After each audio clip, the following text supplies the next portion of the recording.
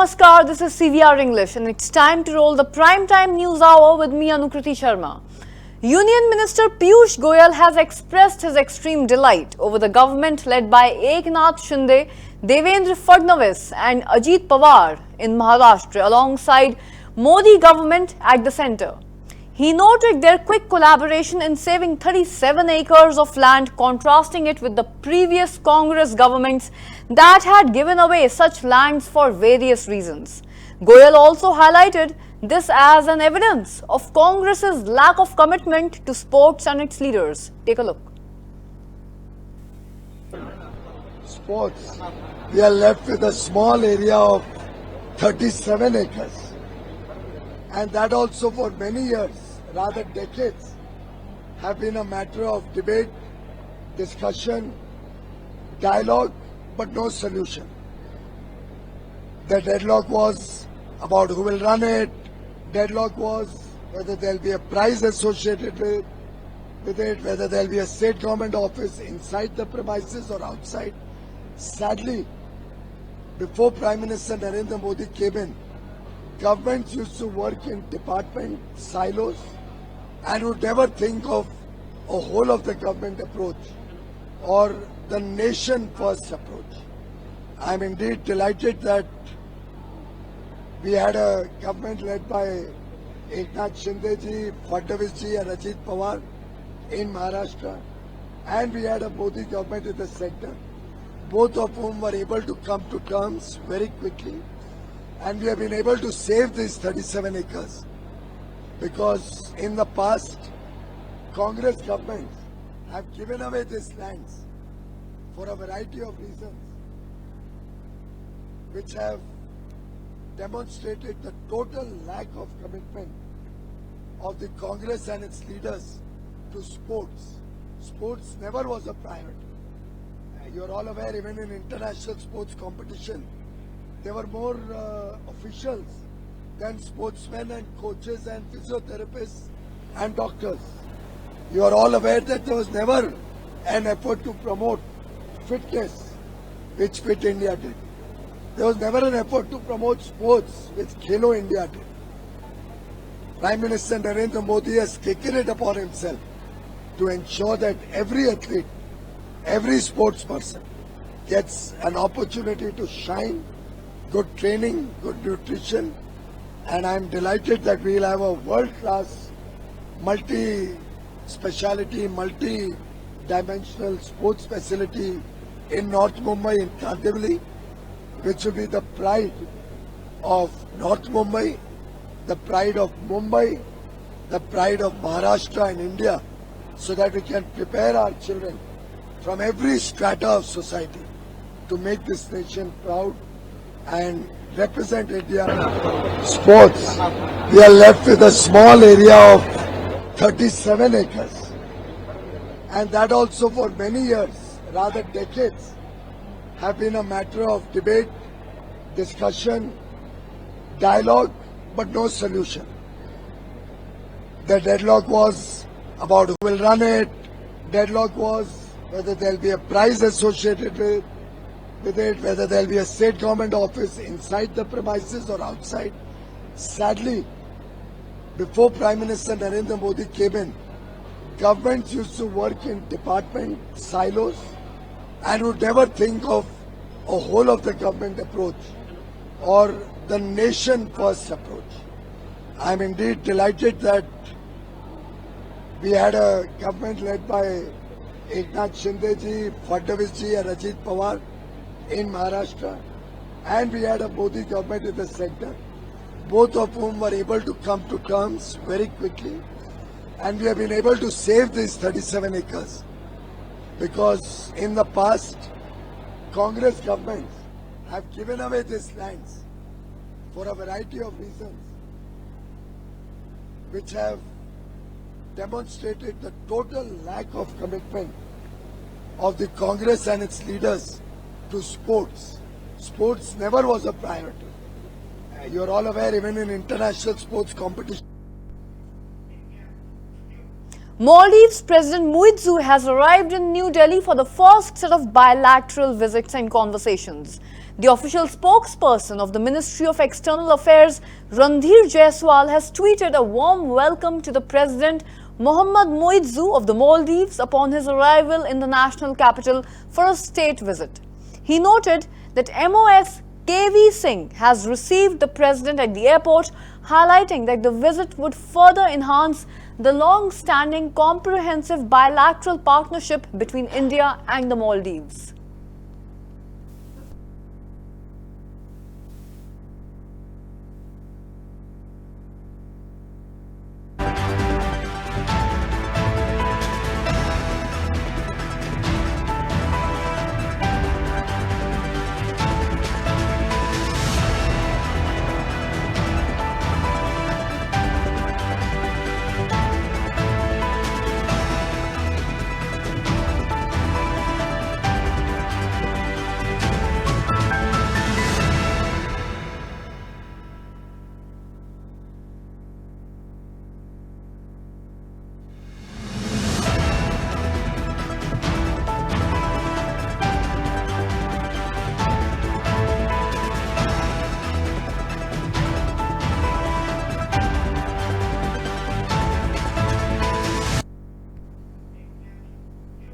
During his visit to Sadhvi Rithambara's Vatsalya Gram, Lok Sabha Speaker Om Birla remarked, and I am quoting him here, "This is the land of spiritual religion and motherly love.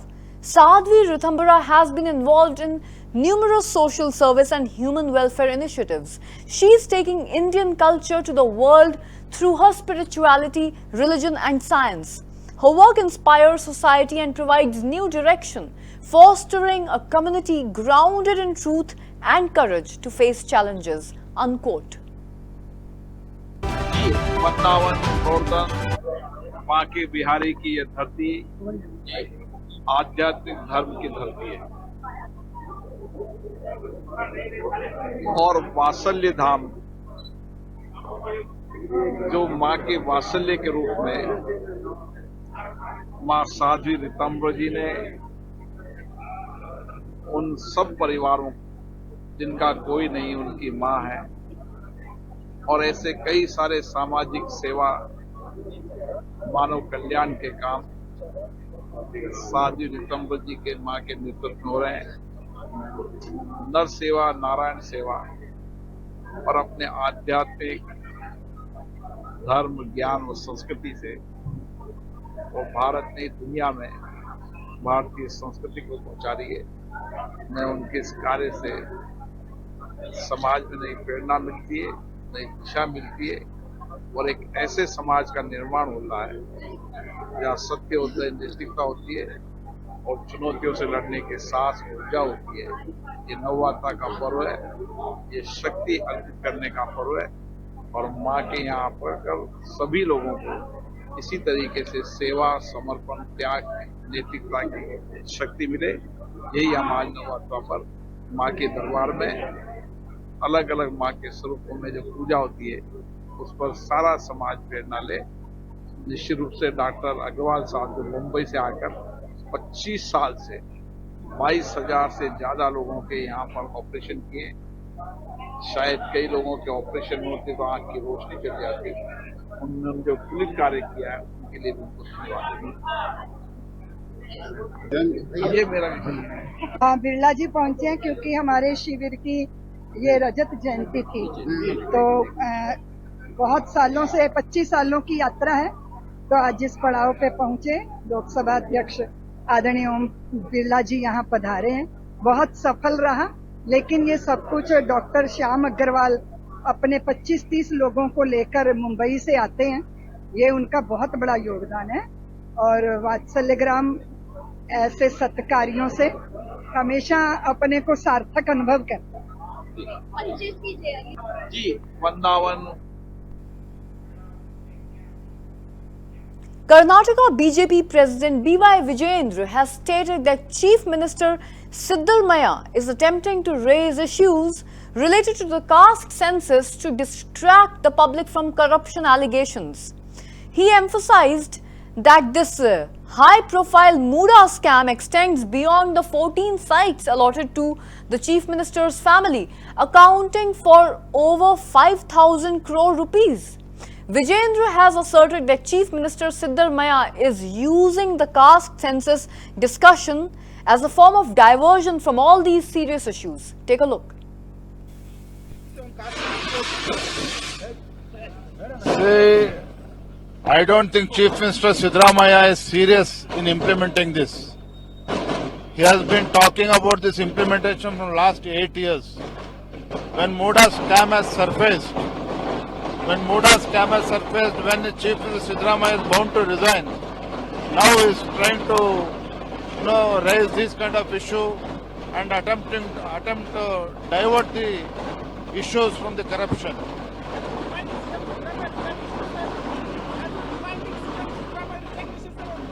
Are you defending CM Siddaramaiah resignation in Muda case?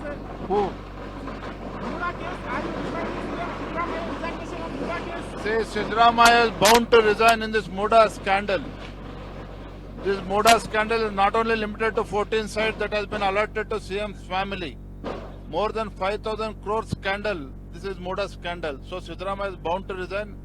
That's the reason why Bharatiya Janata Party has been protesting against this corrupt Congress party and Congress government and against the corrupt Congress Chief Minister. Many Congress leaders are opposing the caste census report, sir. See, this caste census which Siddaramaiah has been discussing, probably Siddaramaiah is in a hurry.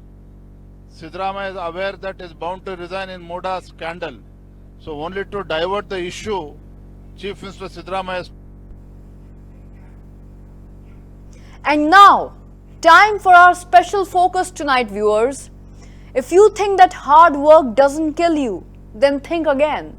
Because Thailand recently reported a case in Bangkok where a senior employee of a media organization died from overwork. And then this story went viral on social media. Recently, the story of a senior employee of a television channel in Thailand who suddenly died at his desk was widely shared on social media. A Facebook post described how this senior employee was overworked by his employer. He regularly worked overtime, 7 days a week at times, and there was no one else to stand in for him. He reportedly had underlying diseases including diabetes and high blood pressure. The post was flooded with thousands of comments expressing sympathy for this man, while also sharing their own experiences of having to work tirelessly for their companies to the point that it adversely affected their health. So far, the post has been shared over 25,000 times and it has attracted more than 37,000 reactions. Unfortunately, these tragic stories are nothing new. In Japan, a 31-year-old journalist at the country's public broadcaster NHK died in 2013 from karoshi, the Japanese term for death from overwork, after logging 159 hours of overtime in just 1 month. The notorious death, which was made public in 2017, now notice viewers, this death news was made public after 4 years after it happened. This has pressured the entire Japanese authority to address the increasing number of deaths caused by its harsh work culture, particularly where employees are expected to commit to long working hours. In fact, harsh work cultures often lead to burnout.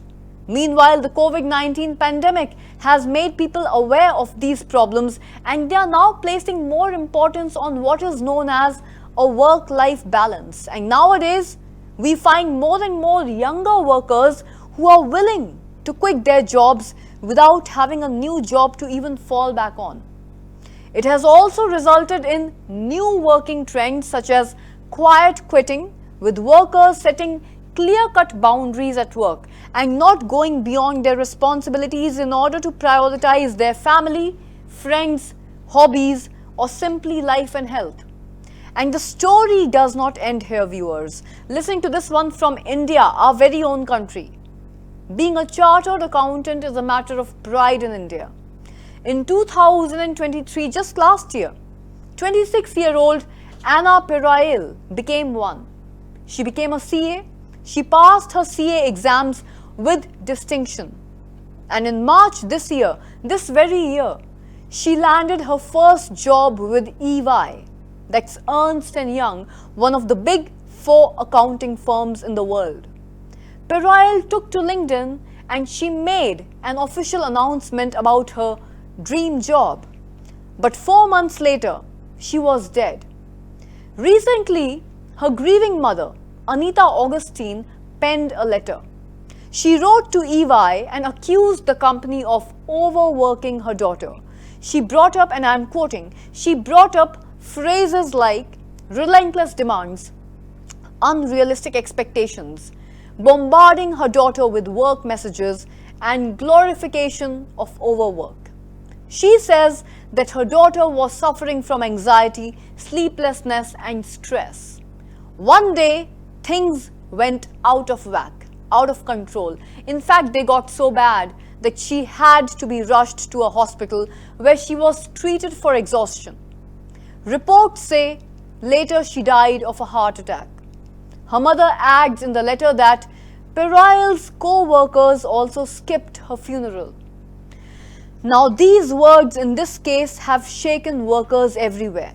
There is a wave of reactions with thousands and thousands of people taking to social media.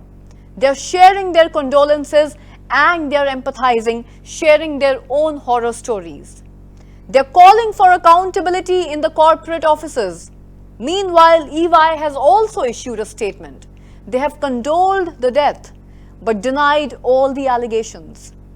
The EY India chairman says, and I'm quoting, "We have around 1 lakh employees and there's no doubt each one has to work hard.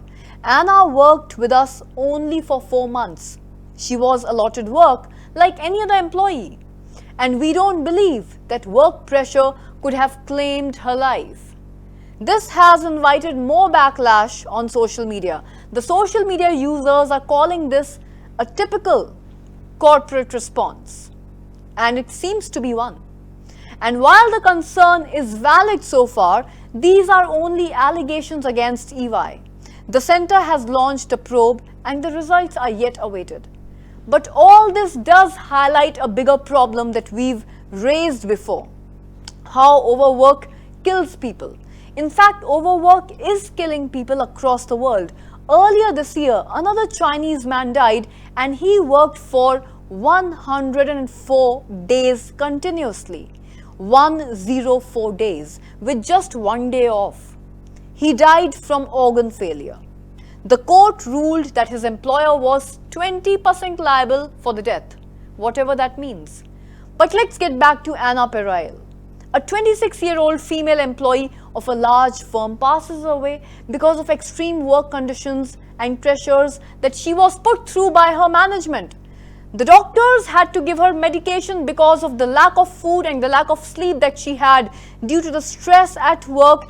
And what makes me really sad and angry at the same time, viewers, is that even though she gave her blood, sweat, literally to the organization, nobody from the organization showed up at her funeral. This just tells me that these HR policies, these employee benefits, these so-called wellness programs are all just words on paper but not an action in reality in some of the biggest firms of our country. The reality is this: work-life balance is not a jargon to be spoken about in HR conversations. It's actually a practice to be put into action on an everyday basis. Do people have to stretch to achieve targets sometimes? To meet customer expectations at times? Yes. But that stretching cannot happen on a daily basis because that will only lead to people collapsing. And if, as organizations, as managements, people do not have that empathy for their own team members, then these companies are just becoming sweatshops of exploitation. And that is what we are watching all over. Viewers, do you think that this story gets over here? Think again, viewers. Another fiery debate has stirred India. I'm sure you've heard or read about it. This debate is obviously again about overwork, our main focus for tonight. As we've told you, it all started with the tragic death of 26-year-old Anna Pirayal. We have already told you all about it. Anna was working in Maharashtra at EY, that's Ernst & Young, it is India's leading accounting firm. And after 4 months of joining EY, she died. And Anna's parents have blamed the company for her death. The quote-unquote overwhelming work pressure. EY has refuted this allegation, but this incident has sparked widespread anger along with an investigation. The Union Labour Ministry is, however, still probing the matter.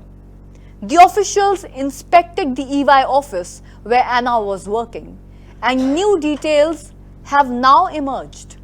This office has operated in India since the year 2007, but without a state permit. And this is a key labour permit because it regulates the work hours of every employee. But the EY office in India was functioning without it. So while the investigation into the death of Anna is still on, this development has added further fuel to the fire. Meanwhile, in northern India, a similar case has emerged. A woman has died in the city of Lucknow. 45-year-old Sadaf Fatima, she was working at HDFC Bank. This is India's largest private sector bank. Fatima was at work when she allegedly suffered a heart attack. She collapsed and died. The police have launched an investigation, and Fatima's colleagues say that she was under work stress. Again, this is a matter of investigation, whether work pressure led to her death. But social media has already reached the conclusion. The two deaths have resonated deeply. Workers everywhere are blaming the so-called hustle culture. They're talking about how companies now prioritize work, often at the expense of their employees' well-being. They're sharing personal stories. One user talks about working 20 hours a day without any overtime pay. Another talks about being guilt-shamed at work, being mocked for leaving work on time. These examples are everywhere, and these concerns are serious, viewers. But I'll also say what's politically incorrect. There is another side of the story. Some users say that this culture promotes innovation, that working such long hours drives growth, and many workers choose the extra hours out of quote-unquote passion. This is something to think about, viewers. Take a look. Work pressure and stress in both government and private sectors.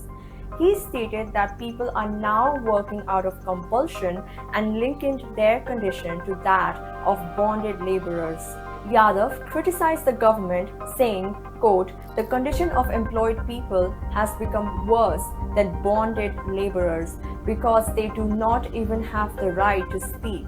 The government is there to solve problems, not to give baseless suggestions." End quote. His comments were also directed at Finance Minister Nirmala Sitharaman, who recently suggested that youth under work pressure need lessons on stress management. Yadav slammed Sitharaman's advice, stating that it was insensitive in the current climate.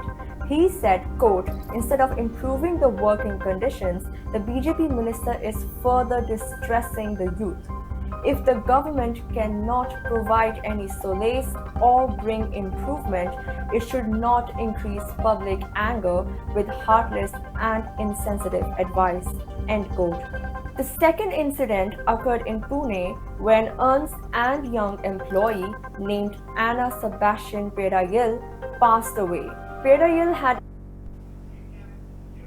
Now, let's take a look at this problem from a different lens, that of the employer, the company, the organization. They say if you are in frenzy, it is you. It is you and your job, not the job of the company or the school. That is real talk, but those are not my words. This is a message from the world-famous billionaire Jamie Dimon, the chairman and CEO of JP Morgan Chase. the largest bank in the United States. We are telling you this because Diamond is now going viral. An old video of his has resurfaced and now it has triggered a debate. Listen to this. To have to work smart. Now, I deal with emails and phone calls generally once. Okay, I have 3 types of reading: very fast, very slow. So the very slow is the complex. I really need to think about. The very fast might be a magazine. I just want to see if they're interested in there or something like that. And people don't run their lives efficiently. And I'm sure you've seen even in school here, the people frenzied. They're always frenzied. They're late. They can't get back. I'm sorry I didn't get back to you. I couldn't get this done. I got my cases. I couldn't do this. If you're frenzied, it's you. It's not the school, it's not the job, it's you, because a lot of us aren't frenzied. I'm never late, almost never late. I'm not frenzied. I have a nice follow-up list. I know exactly what people are doing. I schedule time, for myself for exercise and for, making my phone calls. And if I didn't do it this morning, I would feel harried if I wasn't all caught up, so work really smart, learn how to work smart. And then impart your life. I think it's really difficult when you have children. That does burn the candle at both ends. My advice to men is you better drop watching every football game and playing golf on both Saturday and Sunday. Do something with your kids. And if you don't, it's neglect. Okay, you call it whatever you want, but it's neglect. I have a lot of friends who complain about they have enough family time, but they go play golf on Saturday and Sunday. I'm playing golf on Saturday and Sunday means you wake up at 7 or 8, you go play golf for 3 hours, you have lunch, usually Bloody Mary, you go home and take a nap. Okay, and then you go to dinner with friends. You should have done something with your family. And so you can do it. And if you're a woman, I think it's even harder. Diamond is talking about work-life balance. He says that maintaining this balance is a personal responsibility. It is your job, not your company's. And his comments have garnered some support. Some users on X are calling it great advice for both life and work. But others are also criticizing him. One of them says it's easier said than done and then goes on to list their own packed schedule. Another says there is room to increase efficiency, but there is also a workload threshold. With too much work, frenzy is bound to set in. And then it is the company's role and responsibility to prevent this. So, who is responsible for protecting the work-life balance? Employers and companies, or the employees themselves? That is the debate, viewers, and that's what we are also addressing this evening. But first, let's answer this. What is work-life balance? It is the ability to compartmentalize job, tasks, and life. But there is no clear-cut definition. No clear barriers actually exist between the two. It is a highly subjective matter. This definition has changed dramatically since the rise of remote work culture. It has gone beyond paid time off and the free gym membership at work. Now, flexible schedules are considered a part of a healthy work-life balance. So is a healthy environment at work, or an open dialogue between the employees and the employers. Essentially, whatever helps workers create the life and the work that they enjoy. And that's a huge playing ground, viewers. Are companies really obliged to help you cultivate it? According to one survey, 43% of the workers say no. It is not the company's responsibility. They believe that the responsibility falls clearly on the individuals. 43%. But if Jamie Dimon looked at the survey himself, I'm sure he would most likely disagree. Hear him yourself. Viewers, hear him yourself, and not just the bit that is going viral, but the entire explanation. Hear it out.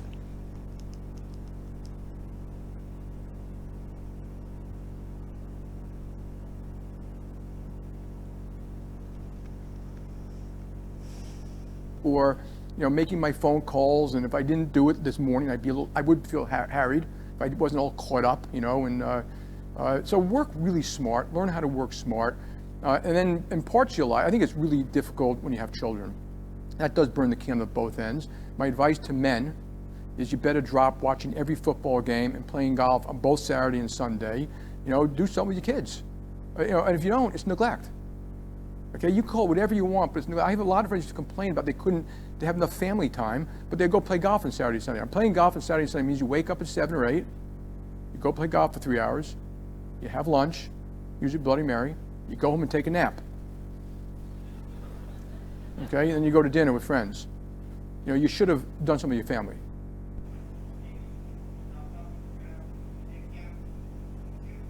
Now, viewers, don't get us wrong. We are not billionaire biased, but let's face the hard facts here. What he says in that video actually makes sense. We talk about work-life balance. How about we balance responsibility? Responsibility sharing as well. This is a new era of work where people see work-life balance as a personalized package, as a capacity to bend work around their individual needs. So this time around, workers themselves are defining what that balance constitutes. Workers rather than the companies. But companies too have a role to play. They are to help maintain healthy workplace. They have to make sure that employees are treated fairly. That is the bare minimum. But at the end of the day, it is the company that we work for. It is not our parent. It is neither our life coach. So we have to do our bit as well. We have to set clear boundaries. We have to prioritize our own well-being and take advantage of the benefits that we do get from our companies. For instance, 46% of American workers don't use all their paid time off.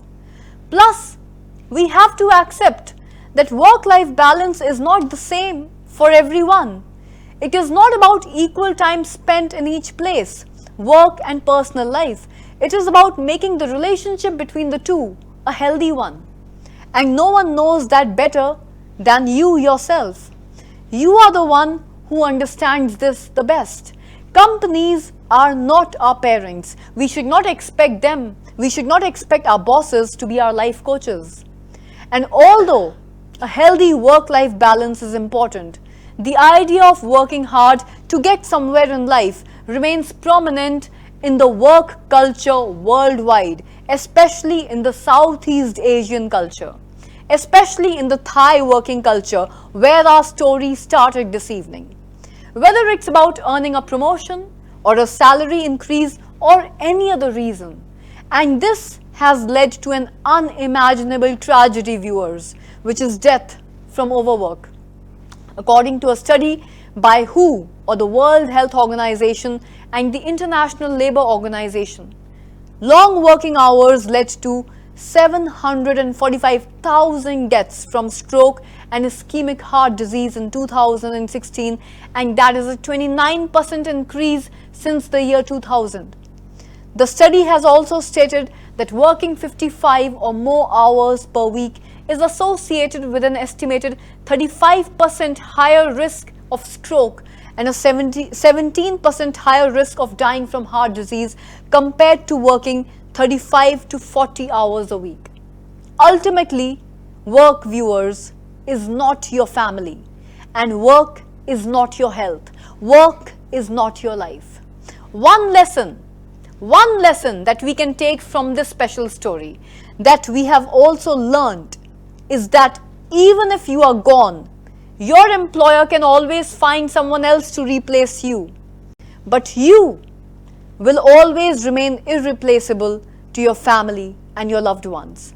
And that, viewers, is our top story for tonight. You can follow us, you can follow CVR English on all social media and our website for more news and updates. I shall catch you once again tomorrow on prime time at 7 p.m. Until then, Jai Hind, Namaskar. Keep watching CVR English for more news and updates.